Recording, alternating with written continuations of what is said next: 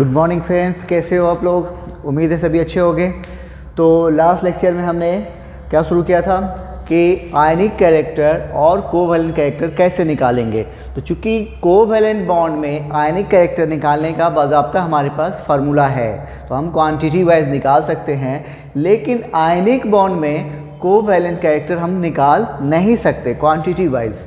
ठीक है, तो इसके लिए हमें क्या करना पड़ेगा, तो हम इतना कर सकते हैं कि उसको कंपेयर कर सकते हैं क्वालिटी वाइज कि किस में कोवैलेंट कैरेक्टर ज़्यादा है, किस में कम है। तो इसके लिए हमें जानना पड़ता है कि उसमें 3 टर्म आते हैं, यानी हमें पढ़ना होता है मेनली पोलराइजेशन को, कि जितना ज़्यादा पोलराइजेशन होता है उतना ज़्यादा कोवैलेंट कैरेक्टर, उतना शेयरिंग होगा उतना उसमें कोवैलेंट कैरेक्टर आ जाएगा।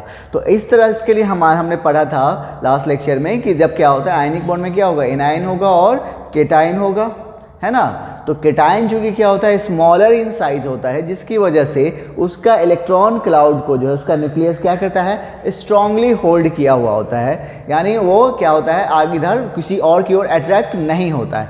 लेकिन वहीं एनायन की बात करें तो वो क्या होता है लार्जर इन साइज होता है इन कंपेयर टू केटाइन। तो उसका इलेक्ट्रॉन के क्लाउड को जो उसका न्यूक्लियस उतना स्ट्रांगली होल्ड नहीं किया होता जितना केटाइन किया होता है। तो जिसकी वजह से होता ये है कि जब दोनों केटाइन और एनायन आयनिक बॉन्ड बनाने के लिए जब क्लोज आते हैं तो क्या होता है कि केटाइन का जो न्यूक्लियस है वो एनायन के इलेक्ट्रॉन क्लाउड को अपनी ओर अट्रैक्ट करता है, और तो इससे क्या होगा कि एनायन का जो स्ट्रक्चर होगा वो जो पहले स्फेरिकल स्ट्रक्चर था वो क्या होता है डिस्टॉर्ट हो जाता है, क्योंकि इसका एनायन का जो इलेक्ट्रॉन क्लाउड जो है केटाइन की ओर मूव करेगा, शिफ्ट करेगा, और लेकिन दोनों के न्यूक्लियस चूंकि पॉजिटिवली चार्ज हैं तो दोनों के बीच में क्या होगा रिपल्सन होगा। तो जिसकी वजह से एनायन का स्ट्रक्चर वो स्ट्रक्चर नहीं रह जाएगा, क्या हो जाएगा डिस्टॉर्ट हो जाएगा। और यही distortion of electron cloud of anion को क्या कहते हैं पोलराइजेशन कहते हैं। अब यहाँ पर ये पोलराइजेशन कर कौन रहा है, केटाइन कर रहा है, और हो किसका रहा है एनायन का हो रहा है। तो जो कर रहा है तो यानी पोलराइज कर रहा है तो इसको हम कहते हैं पोलराइजिंग पावर। तो पोलराइजिंग पावर किसके लिए डिफाइन होगा, केटाइन के लिए डिफाइन होगा, जबकि जिसका हो रहा है यानी एनायन का हो रहा है उसे हम कहते हैं पोलराइजेबिलिटी। वो किसके लिए डिफाइन होगा, एनायन के लिए होगा। ठीक है, तो अब ये पोलराइजेबिलिटी हो या फिर पोलराइजेशन हो, ये दोनों करके क्या मिलता है हमें पोलराइजेशन होता है। अगर पोलराइजिंग पावर भी ज़्यादा है तो ज़्यादा पोलराइज करेगा, और पोलराइज होने की एबिलिटी ज़्यादा है तब भी पोलराइजेशन ज़्यादा होगा, यानी दोनों ही कंडीशन में क्या होगा पोलराइजेशन ज़्यादा होगा अगर दोनों बढ़ेगा तो इसलिए अब यहाँ पर हमें ये देखना है कि पोलराइजेशन को कौन कौन फैक्टर्स अफेक्ट करेगा। तो हेडिंग डालोगे factors affecting polarization, factors affecting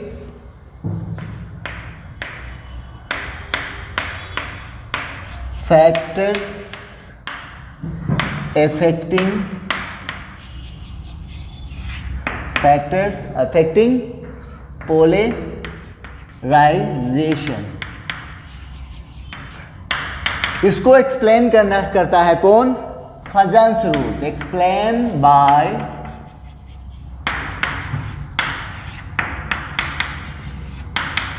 फजान्स rule. Fajans rule जो है कौन कौन फैक्टर पोलराइजेशन को अफेक्ट करेगा वो एक्सप्लेन करता है, जिसको सबसे पहले हम बात करेंगे साइज ऑफ केटाइन की। साइज ऑफ केटाइन, तो केटाइन आ गया, और केटाइन किसके लिए डिफाइन होता है पोलराइजिंग पावर। तो पोलराइजिंग पावर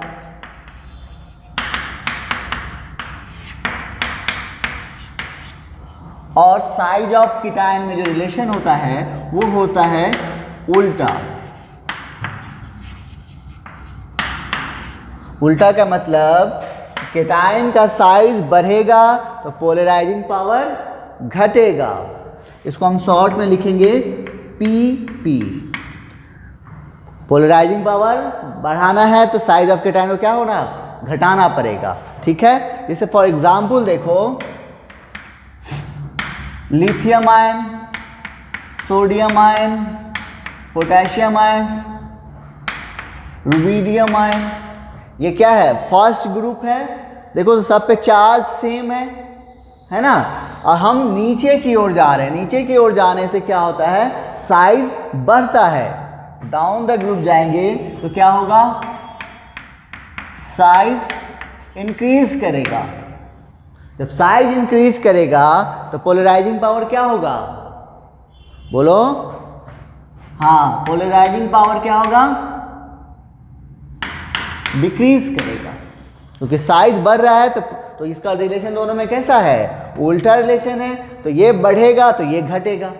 मतलब अगर हमें कंपेयर करना होगा लिथियम आयन और सोडियम आयन में कि पोलराइजिंग पावर किसका ज़्यादा है, फॉर एग्जांपल जैसे यहाँ पावर ले लो, यहाँ PP of lithium ion and PP of sodium ion, तो कंपेयर करो तो किसका ज़्यादा होगा।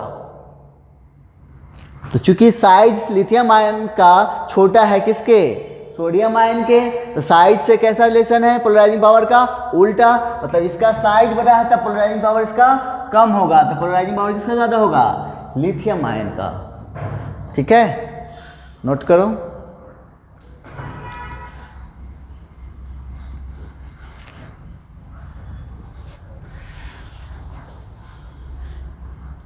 ओके, जैसे एक एग्जांपल और ले रहे हैं।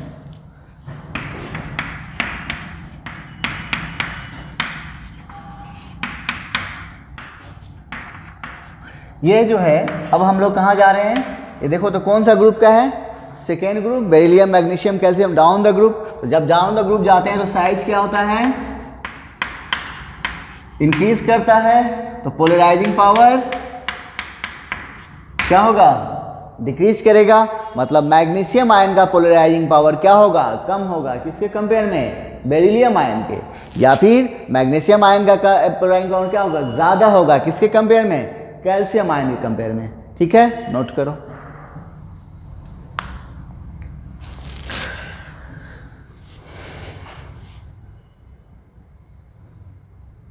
ओके, आइए नाउ नेक्स्ट है चार्ज ऑफ केटायन।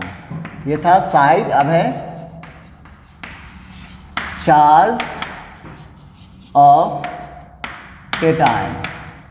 इसमें जो होता है पोलराइजिंग पावर, जितना पॉजिटिव चार्ज बढ़ता है उतना साइज छोटा हो जाता है। ये सब हम लोग नेक्स्ट चैप्टर में पढ़ेंगे, क्यों छोटा होता है, इसकी क्या वजह है, सब रीज़न वहाँ हम बताएंगे आपको। फिलहाल अभी यहाँ पे इतना ही जानो कि पोलराइजिंग पावर यानी चार्ज ऑफ केटायन की बात करें तो केटायन का मतलब पॉजिटिव चार्ज, जितना ज़्यादा पॉजिटिव चार्ज होगा उतना साइज छोटा होगा, मतलब उतना पोलराइजिंग पावर बढ़ेगा। इसका मतलब पोलराइजिंग पावर डायरेक्टली प्रोपोर्शनल होगा किसके, चार्ज ऑफ केटायन के। ओके, नोट करो।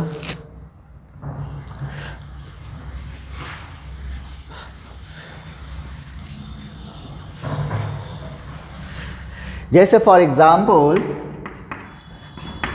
लिथियम आयन, बेरिलियम आयन और बोरॉन आयन, ये तीन आयन हैं। अब तीनों पे चार्ज देखो तो किसका ज़्यादा नज़र आ रहा है, इसका, फिर +2 इस पे है, इसमें +1 है। तो जैसे देखो तो पोलराइजिंग पावर का ऑर्डर क्या हो जाएगा, पीपी ऑर्डर, बताओ किसका होगा, लिथियम आयन का सबसे कम होगा, फिर बेरिलियम आयन का ज़्यादा होगा इससे, और सबसे ज़्यादा यहाँ पर किसका होगा, बोरॉन आयन का होगा। ठीक है, दूसरा एग्जाम्पल और ले लो, sodium ion, magnesium ion, aluminium ion, बोलो किसका होगा, चार्ज बढ़ेगा तो पोलराइजिंग पावर इंक्रीज करेगा। ठीक है, एक और ले लो एग्जाम्पल, Cu+2 और Cu+, किसका होगा, इसका ज़्यादा होगा। एक और ले लो एग्जाम्पल, Zn+2 और Zn+4, बोलो किसका होगा, Zn+4 का ज़्यादा होगा। एक और ले लो एग्जाम्पल, Fe+3 Fe+2, बोलो more positive charge more polarising power, ठीक है, नोट करो।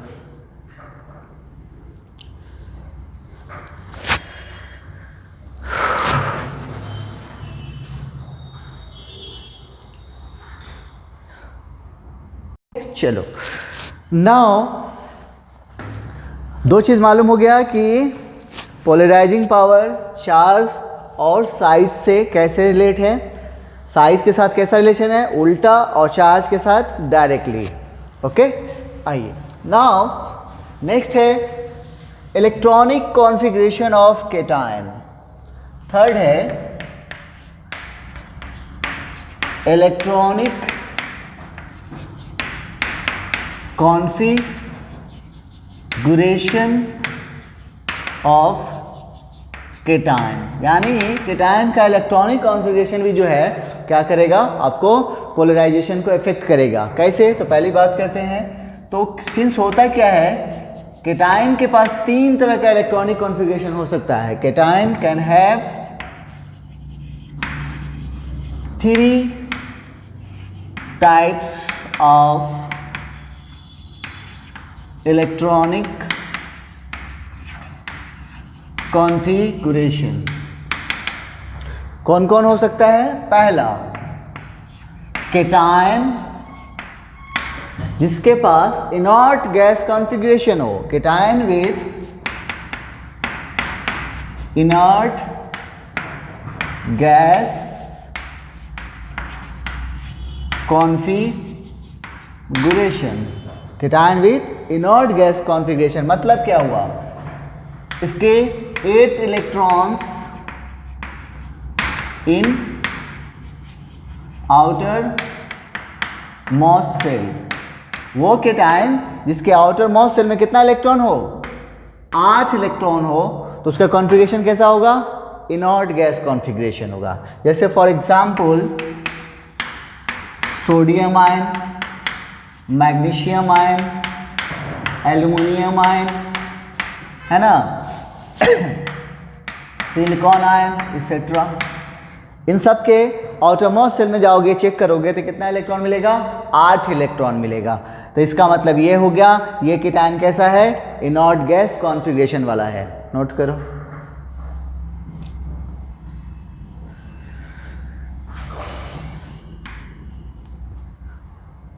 ओके, नाउ सेकेंड है केटायन विथ सूडो,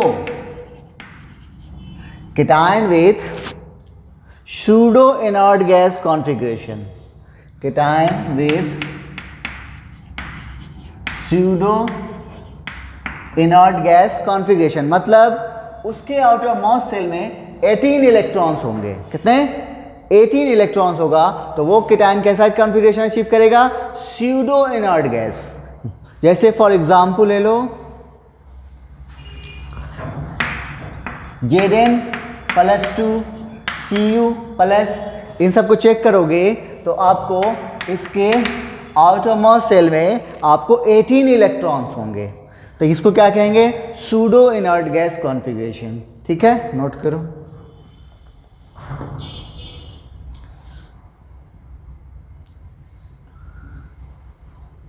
ठीक है, तीसरा है केटायन विथ, थर्ड है केटायन विथ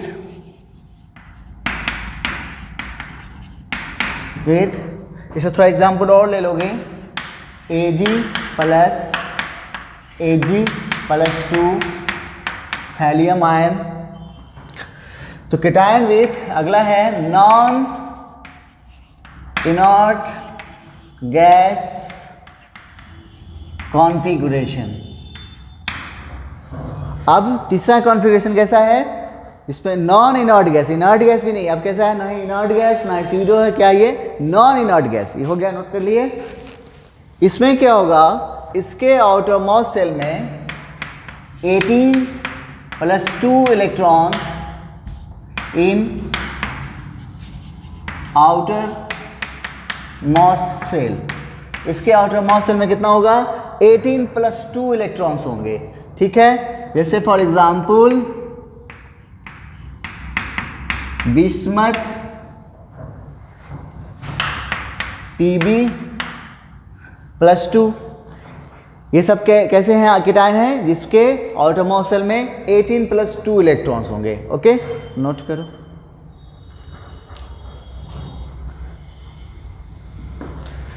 अब आखिर मामला यहाँ पे क्या है कि हमने ये क्यों पढ़ाया है? इसका वजह ये है कि अब हमें अगर कंपेयर करना है कॉन्फ़िगरेशन से तो तीनों में पोलराइजिंग पावर किसकी ज़्यादा होगी? तो पोलराइजिंग पावर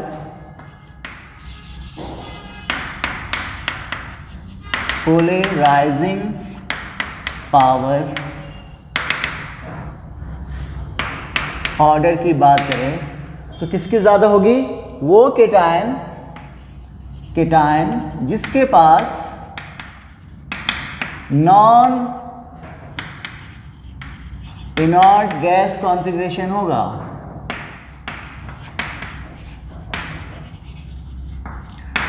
जिसके पास क्या होगा? नॉन इनर्ट गैस कॉन्फ़िगरेशन होगा, उसका पोलराइजिंग पावर सबसे ज़्यादा होगा। फिर cation with pseudo inert gas configuration वाला, ओके। और सबसे कम किसका होगा? Cation with inert gas configuration. जैसे फॉर एग्जाम्पल देखो Cu+ और सोडियम आयन, दोनों पे चार्ज सेम है, तब हम क्या चेक करेंगे? Electronic configuration. अब इन दोनों में इलेक्ट्रॉनिक कॉन्फ़िगरेशन चेक करो तो इसमें कितना इलेक्ट्रॉन है? आउटरमोस्ट शेल में 8, इसमें 18। अभी हमने बताया इसमें कितना होगा, आप चेक भी कर सकते हो। इसमें क्या होता है? 18 होगा। और अभी देखो तो पोलराइजिंग पावर ऑर्डर देखो तो cation with pseudo inert gas वाले का क्या होगा? ज़्यादा होगा।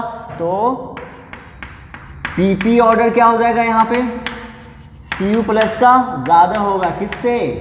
Na+ से। ठीक है, चलो नोट करो।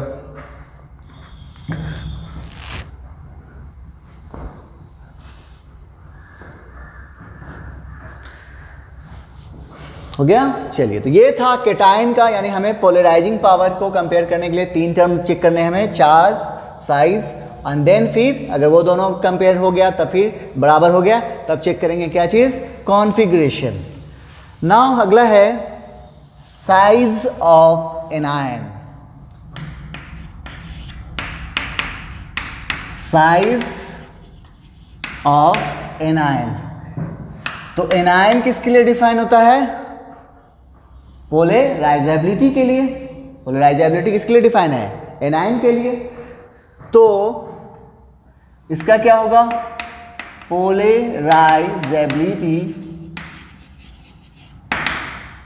ये डायरेक्टली प्रोपोर्शनल होगा साइज ऑफ एनायन के, यानी एनायन का जितना बड़ा साइज होगा उतनी ज़्यादा पोलराइजेबिलिटी होगी। ऑब्वियसली होना भी चाहिए, साइज बड़ा होगा उसके न्यूक्लियस की इलेक्ट्रॉन पे पकड़ उतनी कमज़ोर होती जाएगी, उतना ही ज़्यादा उसके पोलराइज होने की एबिलिटी बढ़ती जाएगी। जैसे for example F-, Cl-, Br-, I-।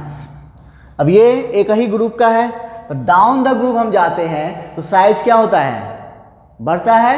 तो यानी यहां से हम इधर चलेंगे फ्लोरीन से आयोडीन की तरफ, तब क्या होगा? पोलराइजेबिलिटी बोलो क्या होगा? इंक्रीज करेगा। क्यों? क्योंकि साइज क्या हो रहा है? इंक्रीज कर रहे हैं। ठीक है, नोट करो।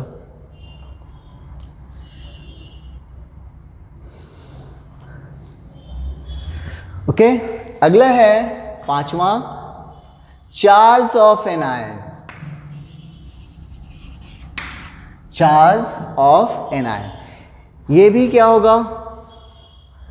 डायरेक्टली प्रोपोर्शनल होगा, क्योंकि चार्ज नेगेटिव चार्ज बढ़ने से, जैसे केटायन में क्या बताया था अभी कि केटायन पॉजिटिव चार्ज बढ़ने से साइज घटता है, ठीक इसका अपोजिट नेगेटिव चार्ज जितना बढ़ेगा उसका साइज उतना ज़्यादा बढ़ेगा। ठीक है, तो डायरेक्टली प्रोपोर्शनल होगा। तो इसका ऑर्डर देखो,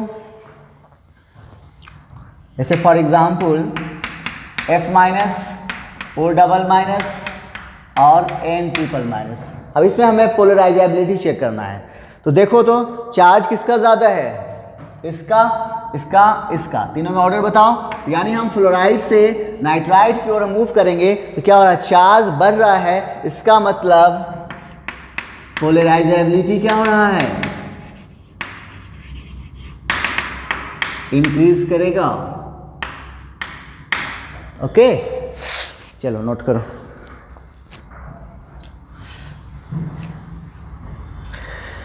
तो ये मालूम हो गया कि कौन कौन फैक्टर आपको पोलराइजेबिलिटी और पोलराइजेशन को इफेक्ट करेगा। कि पोलराइजिंग पावर की बात करेंगे उसमें क्या क्या चेक करना है हमें, size of cation, charge of cation और इलेक्ट्रॉनिक कॉन्फ़िगरेशन। एनायन के केस में दोनों ही डायरेक्टली प्रोपोर्शनल है, इवन चार्ज हो या फिर साइज हो। अब ये इतना पढ़ने का मतलब क्या था, तो मतलब आप दिखाते हैं आपको, इसका मीनिंग क्या है, नोट कर लिए। आओ, जितना ज़्यादा पोलराइजिंग पावर होगा उतना ज़्यादा पोलराइजेशन होगा।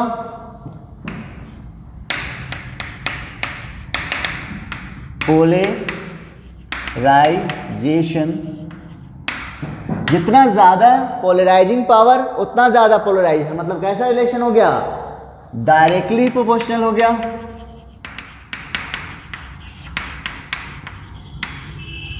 ओके, अब जितना ज़्यादा पोलराइज होने की एबिलिटी ज़्यादा उतने ही ज़्यादा पोलराइजेशन। ये भी कैसा रिलेशन हो गया, डायरेक्टली प्रोपोर्शनल।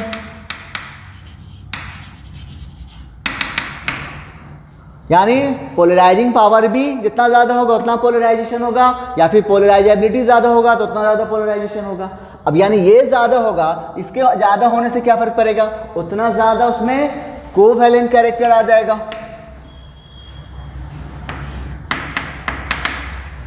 तो पोलराइजेशन से हमें क्या पता चलेगा, डायरेक्टली प्रोपोर्शनल। ये जितना ज्यादा होगा वहां पे कोवैलेंट कैरेक्टर उतना ज्यादा होगा। तो आयनिक कैरेक्टर का कैसा रिलेशन हो जाएगा, उल्टा। आयनिक कैरेक्टर उतना, पोलराइजेशन ज्यादा तो आयनिक कैरेक्टर कम। ओके, और आयनिक कैरेक्टर जितना ज्यादा, तो आयनिक कैरेक्टर का हम लोग जानते हैं क्या होगा, melting point and boiling point directly proportional. जितना ज्यादा उतना मेल्टिंग पॉइंट, बॉइलिंग पॉइंट ज्यादा, उतनी थर्मल कंडक्टिविटी ज्यादा,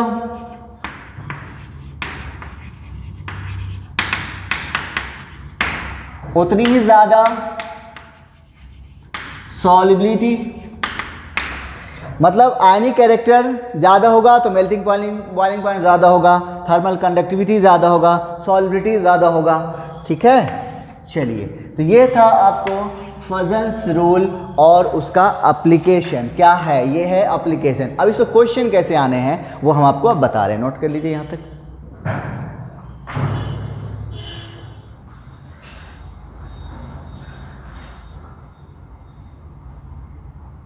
चलो देखो अब इस पे क्वेश्चन कैसे आते हैं।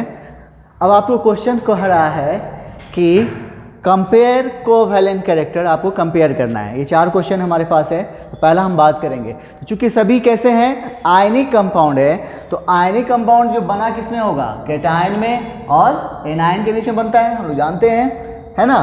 तो अब यहाँ पे चूंकि थोड़ा सा प्रॉब्लम यह आएगा कि आपको ऑक्सीडेशन नंबर निकालने अभी नहीं आता है, तो मैं आपको करके बता रहा हूँ। अब 3, 4, 5वां चैप्टर हमारा वही होगा, तब तक आप आराम से निकाल लोगे। फिलहाल देखो, अब तो आपको देखो करना ये है कि जब भी ये चीज़ पूछेगा ना, तो आपको खोजना क्या है, कंपेयर करना है। तो कंपेयर करने वक्त हम क्या खोजते हैं, डिफरेंस। कि दोनों में कौन ऐसा चीज़ है जो अलग है। अब गौर करो तो इसमें देखो NaCl, MgCl2 और AlCl3 दोनों में क्या है, तीनों में क्लोराइड आयन जो है क्या है, क्लोरीन जो है सेम है। तो यहाँ पे ये जो टूटेगा कैसे, इस पे सब पे आएगा -1 चार्ज आता है, ठीक है। अब बाकी बचा इसमें कौन है, डिफरेंस कौन है, तो यहाँ पे है NaCl में Na+, ये है Mg+2 और इसमें है AlCl+3, ओके। अब ये हमें मालूम हो गया क्योंकि Cl माइनस देखो यहाँ पे सेम है, तो यानी कौन डिफर कर रहा है, केटाइन डिफर कर रहा है। अब केटाइन से हमको तो क्या पता चलता है, पोलराइजिंग पावर, याद है ना, अभी अभी हमने पढ़ा है केटाइन क्या होता है, पोलराइजिंग पावर को अफेक्ट करता है। मतलब कि जितना ज़्यादा पॉजिटिव चार्ज होगा उतना ज़्यादा पोलराइजिंग पावर, और जितना ज़्यादा पोलराइजिंग पावर उतना ज़्यादा, हाँ उतनी ज़्यादा, बोलो, जितना ज़्यादा पोलराइजिंग पावर उतना ज़्यादा पोलराइजेशन, और जितना ज़्यादा पोलराइजेशन उतना ज़्यादा कोवैलेंट कैरेक्टर।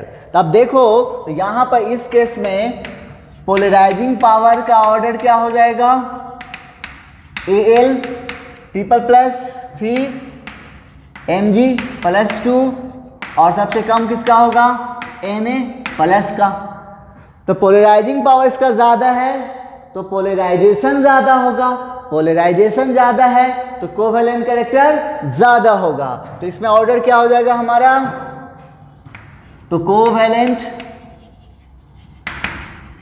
कैरेक्टर किसका ज़्यादा होगा, AlCl3 का, फिर MgCl2 का, फिर NaCl का, ओके। अब इसी तरह से आ जाओ दूसरा का बात करो। अब इसमें देखो सब में एक चीज सेम दिख रहा है, कौन, सोडियम। तो सोडियम पे कैसा चार्ज, +1 +1 +1 और +1। डिफर कहाँ कर रहा है, डिफर कर रहा है इसमें F-, इसमें Cl-, यहाँ Br- और यहाँ पे I-, ठीक है, ये डिफर कर गया। अब यहां पे इसका मतलब एनायन डिफर कर रहा है, तो एनायन किसको अफेक्ट करेगा, बोलो, पोलराइजेबिलिटी को। जितना ज्यादा पोलराइजेबिलिटी उतना ज्यादा पोलराइजेशन, उतना ज्यादा कोवैलेंट कैरेक्टर। अब पोलराइजेबिलिटी जो होता है, यहां पे चार्ज तो सब पे सेम है, हम क्या लिखेंगे, साइज। तो पोलराइजेबिलिटी क्या होता है, साइज के साथ बढ़ता है। तो इसमें साइज का ऑर्डर क्या होगा, ये देखो तो सभी एक ही ग्रुप का है 17, और डाउन द ग्रुप साइज क्या होता है, बढ़ता है। तो यहाँ पे हम बात करें इस क्वेश्चन का, तो साइज की बात होगी यहाँ पे, साइज ऑफ एनायन किसका ज्यादा होगा, I- का, फिर Br- का, फिर Cl- का, फिर F- का। तो साइज का ऑर्डर ये हो गया। साइज ऑफ पोलराइजेबिलिटी में क्या रिलेशन है, डायरेक्टली रिलेशन है। इसका मतलब कि पोलराइजेबिलिटी किसका ज्यादा होगा,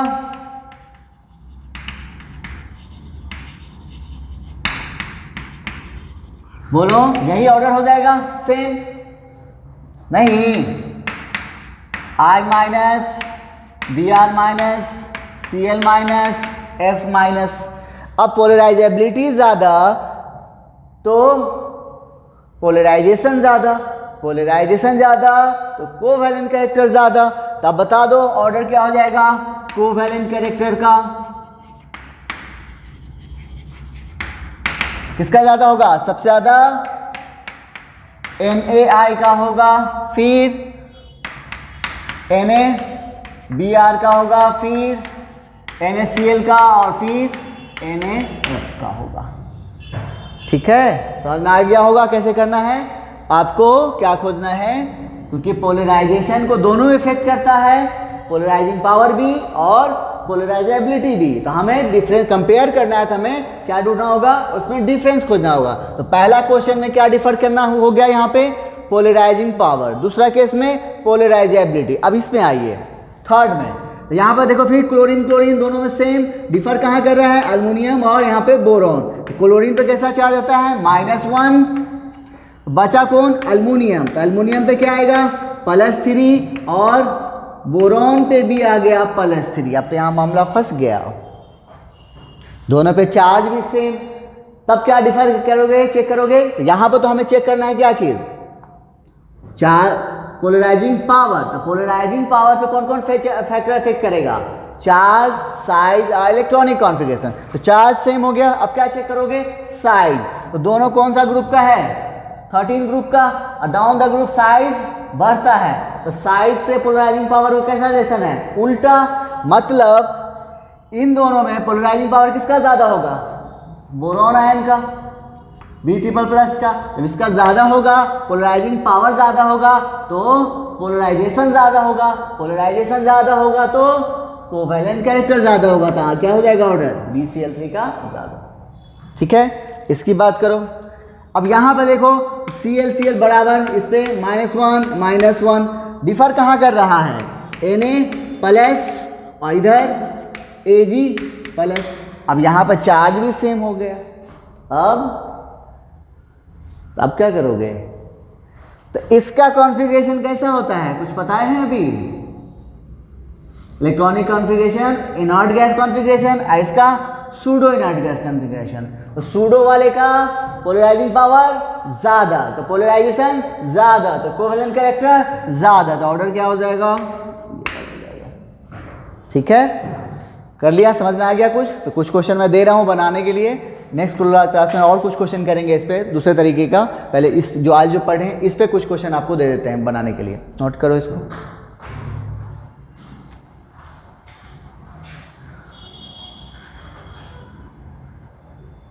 ओके चलो, तो ये मैंने होमवर्क आपको दे दिया है। चूंकि आपको अभी ऑक्सीडेशन नंबर निकालना नहीं आता है, तो मैंने सबके ऊपर ऑक्सीडेशन नंबर लिख दिया। जैसे CuCl है, तो Cl के ऊपर Cl पे क्या होगा -1, और Cu के यहाँ पर जो इसमें जो CuCl है इसमें कॉपर पे क्या आएगा +1, NaCl में Cl पे माइनस, Na पे प्लस। ठीक है, यहाँ पर फिर देखो इसमें Ag पे प्लस और F पे माइनस, Ag पे प्लस, सब Ag तो सेम है, सब प्लस ही होगा। और Cl पे यहाँ पे F माइनस, Cl पे भी -1, Br पे -1, Ai पे भी -1। इसी तरह से हमने जहाँ पे यहाँ पे देखो ऑक्साइड के ऊपर -2, फ्लोराइड के ऊपर -1, नाइट्राइड के ऊपर -3। ठीक है, नाइट्रो। तो ये सब का मैंने ऑक्सीडेशन नंबर लिख दिया ताकि आपको क्वेश्चन बनाने में आसान, क्योंकि आपको ये आता नहीं है अभी निकालना, इसलिए मैंने लिख दिया है। क्योंकि ये आपको रिडॉक्स रिएक्शन में बताएंगे आपको कि कैसे ये निकाला जाता है। ठीक है, चलो तो नेक्स्ट लेक्चर में अभी इस पर हम कुछ और क्वेश्चन कराएंगे कि आयनिक कैरेक्टर में मतलब थर्मल स्टेबिलिटी कैसे चेक करेंगे, सॉल्बिलिटी कैसे चेक करेंगे, तो वो हम करेंगे नेक्स्ट लेक्चर में। और उसके बाद इस तरह से आप देखो तो ओवरऑल केमिकल बॉन्डिंग आपका फिनिश हो गया है, लेकिन हम लोग थोड़ा सा कुछ और पढ़ना चाहेंगे इसमें, और फिर उसके बाद हम लोग नेक्स्ट चैप्टर में बढ़ेंगे। तो मिलते हैं नेक्स्ट लेक्चर में, थैंक यू।